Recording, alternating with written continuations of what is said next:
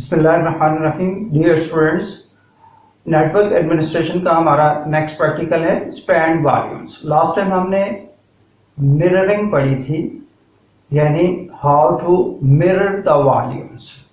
Mirroring में क्या होता था कि एक हार्ड डिस्क की एग्जैक्टली कॉपी दूसरी हार्ड डिस्क पे तैयार हो रही होती थी, तो ये उससे डिफरेंट है। ये स्पैन वॉल्यूम्स। स्पैन वॉल्यूम का मतलब ये होता है कि फॉर एग्जांपल मेरी ये हार्ड डिस्क थी, तो जब मैंने यूज़ की तो 50 GB की स्पेस जब ख़त्म हो गई, ये स्पेस मैंने यूज़ कर ली, तो अब ये हार्ड डिस्क मेरी फुल हो गई। अब अगर मैं ये चाहता हूँ कि कोई दूसरी हार्ड डिस्क लगाकर उसको सी पार्टीशन के अंदर शामिल कर लूँ, तो फॉर एग्जांपल मैंने 100 GB की हार्ड डिस्क अपने कंप्यूटर में लगाई और मैं ये चाहता हूँ कि ये मेरी हार्ड डिस्क 150 GB की बन जाए, तो मैं स्पैन वॉल्यूम्स का ऑप्शन यूज़ करके इन दोनों हार्ड डिस्कों को ऐड अप कर लूँगा, ये दोनों एक हो जाएंगे। फिर अगर 150 GB पर भी मेरा डाटा एक्सपैंड हो गया और मुझे फर्दर 1 TB की ज़रूरत पड़ी, तो मैंने एक और हार्ड डिस्क लगाकर वो भी इसमें शामिल कर ली, तो ये तीनों हार्ड डिस्कें स्पैन वॉल्यूम से एक हो जाएंगे। तीनों का जो लेबल है वो चेंज होकर सी हो जाएगा। ये तीनों बेसिकली सी बन जाएंगे और इस ऑप्शन को हम स्पैन वॉल्यूम्स कहते हैं, यानी एक ही वॉल्यूम में दूसरी हार्ड डिस्कें ऐड करते चले जाना, तो इसको हम कहते हैं स्पैन वॉल्यूम। लेकिन इसका कोई जो है ना, परफॉर्मेंस वाइज भी हमें फायदा नहीं होता, सेफ्टी वाइज भी कोई फायदा नहीं होता और कोई इसमें सिक्योरिटी भी नहीं होती। ना सेफ्टी मिलती है, ना परफॉर्मेंस मिलती है और ना ही इसमें सिक्योरिटी मिलती है, क्योंकि ना तो डाटा दो जगह कॉपी हो रहा है और ना ही ज्यादा जगह राइट करके परफॉर्मेंस इंक्रीज हो रही है, और ज़ाहिर है हमारे पास डाटा की दूसरी कोई कॉपी नहीं हो जो सेव हो रही हो, तो सिक्योरिटी भी उसमें नहीं हो। तो स्पैन वॉल्यूम्स बनाते कैसे हैं, ये हम कंप्यूटर स्क्रीन पे देखते हैं कि स्पैन वॉल्यूम कैसे बनते हैं। बिस्मिल्लाहिर्रहमानिर्रहीम। सबसे पहले हमने विंडोज़ की प्रेस की और कंट्रोल पैनल के लिए CONT मैंने लिखा, तो ये कंट्रोल पैनल खुल गया।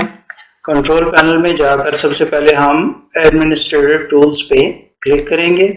एडमिनिस्ट्रेटिव टूल्स जो ही हमारे सामने आएंगे, तो ये सेकंड ऑप्शन है कंप्यूटर मैनेजमेंट का। तो कंप्यूटर मैनेजमेंट में जाकर हम डिस्क मैनेजमेंट में जाएंगे, ये नीचे जाकर ऑप्शन है, तो इसको मैक्सिमाइज किया और ये आपके सामने 3 डिस्कें आ रही हैं, डिस्क 0, डिस्क 1 और डिस्क 2। कंप्यूटर मैनेजमेंट के अंदर ये डिस्क मैनेजर में हैं हम, और ये 3 हार्ड डिस्कें 500 GB की और तीनों ऑनलाइन है।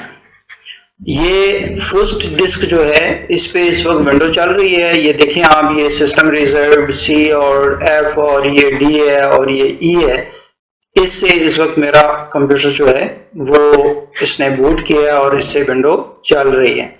डिस्क 1 और डिस्क 2 पे हम आज प्रैक्टिकल परफॉर्म करने जा रहे हैं, तो ये दोनों बेसिक हैं, डायनामिक नहीं है। आज जो हम प्रैक्टिकल परफॉर्म करेंगे वो सारे डायनामिक डिस्क्स के हैं। तो अभी हम पहली हार्ड डिस्क पे राइट क्लिक करते हैं, ये देखें पहला ऑप्शन सिंपल वॉल्यूम है, दूसरा स्पैन, तीसरा स्ट्राइप्ड और चौथा मिरर वॉल्यूम। और अब हम स्पैन वॉल्यूम बनाने जा रहे हैं। स्पैन वॉल्यूम में 1, 2, 3 जितनी भी आपके पास हार्ड डिस्क हैं वो सारी आप शामिल कर सकते हैं।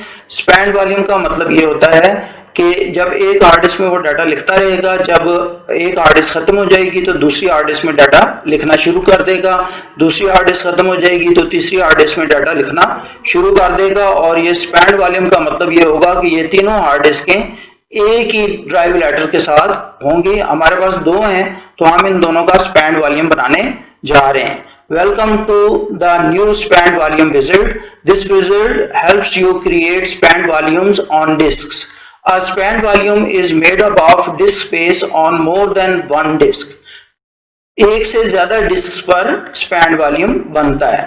Create a span volume if you need a volume that is too large for a single disk. कि एक ही वॉल्यूम आपको बहुत बड़ा चाहिए तो आप स्पैन वॉल्यूम बना लें, और अगर आप 100 GB की 3 हार्ड डिस्कें लगाते हैं तो आपका ओवरऑल वॉल्यूम 300 GB हो जाएगा, और अगर ऐसे ही टेराबाइट्स में है तो 3 TB हो जाएगा. You can extend a spanned volume by adding free space from another disk. किसी भी दूसरी डिस्क से आप फ्री स्पेस ऐड करके स्पैन वॉल्यूम को इंक्रीज कर सकते हैं. तो इसको विजिट को अगर हम नेक्स्ट करेंगे तो ये 2 डिस्कें हमने सेलेक्ट की, डिस्क 1 और डिस्क 2.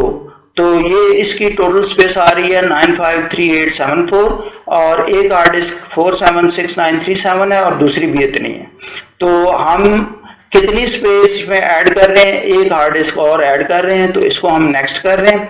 इसको जी ड्राइव लेटर असाइन हो रहा है, और नेक्स्ट में वही NTFS से ये फॉर्मेट होने जा रही है. क्विक फॉर्मेट करनी है या वॉल्यूम लेबल देना है तो आप यहाँ पे दे सकते हैं. तो यहाँ से नेक्स्ट करके, तो अगर हम फिनिश करेंगे, ये सारी समरी आ गई जो हम करने जा रहे हैं.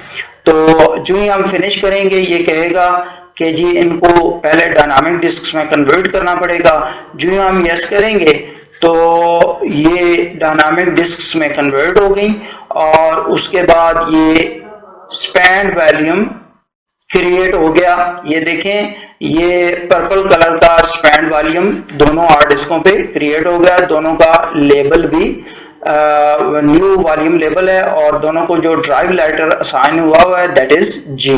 तो ये स्पैन वॉल्यूम था. स्पैन वॉल्यूम का मतलब ये होता है कि हम एक हार्ड डिस्क से ज्यादा हार्ड डिस्कों पर एक ही वॉल्यूम क्रिएट करने जा रहे हैं, लेकिन ये एक ही वक्त में पहले एक हार्ड डिस्क को फिल करेगा, जब ये खत्म होगी तो दूसरी में शुरू करेगा लिखना.